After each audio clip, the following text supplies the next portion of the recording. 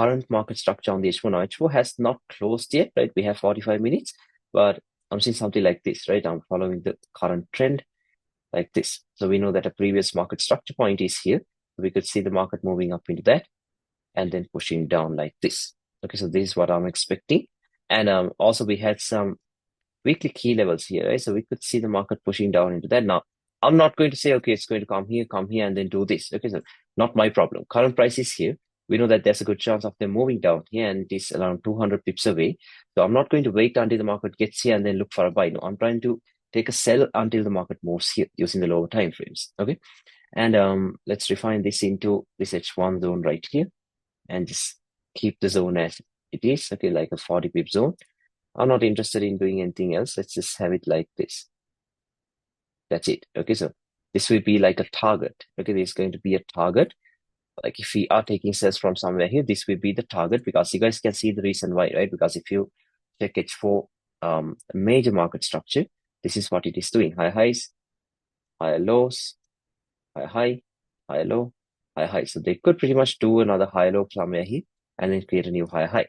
Okay, so this could happen, but until the market gets here, we could use this lower time frame structure points to sell it. Okay, so yeah, that was what we had on the H4.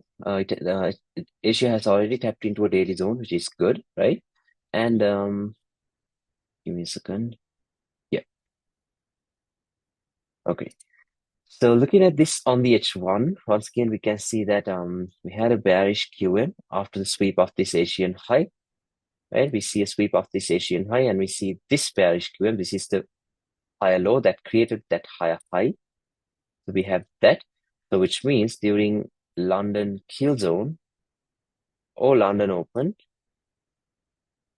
it could probably start pulling back up and then eventually push down here.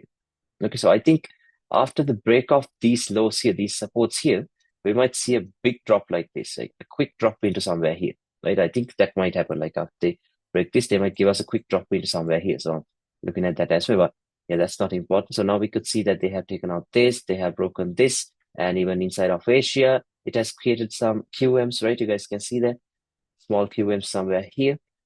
So we might be able to see the market pulling back up into this area. So where can I mark out a zone from? Yeah, this is where the previous market structure points are. So let's include that. And yeah, that could be a good zone. But there's like a 40 pip zone, so I'm not going to mark that one out. Go to H4. This could be a good zone because we almost have this swing point as well. And let's mark it out from somewhere here. Yes, like that. Okay. So let's have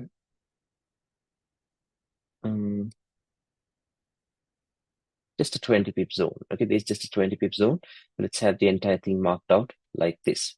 Okay, because it doesn't matter how big your zone is, right? You don't have to do refinements. You don't have to perfectly pick the zone or the perfect key level, because you would anyway wait for a rejection and then you would enter, right? You would wait for the market to move here. You would wait for a QM and everything to form, and only then you would enter. Like here, if the market decides to move here and gives you a bearish QM, this would be a very high quality trade, because H4 looks bearish, right? H4 is trying to break this.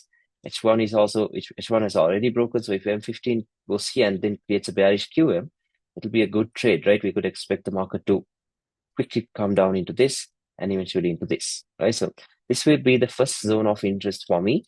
I'm expecting London to pull back up into this area and then drop all the way down into the previous day's low and eventually down into this. So if I manage to get a good sell from somewhere here, I'm not going to close everything after they wipe this out or at a 1:3. I'll try to hold some positions down into this area right here. That is what I'm planning to do.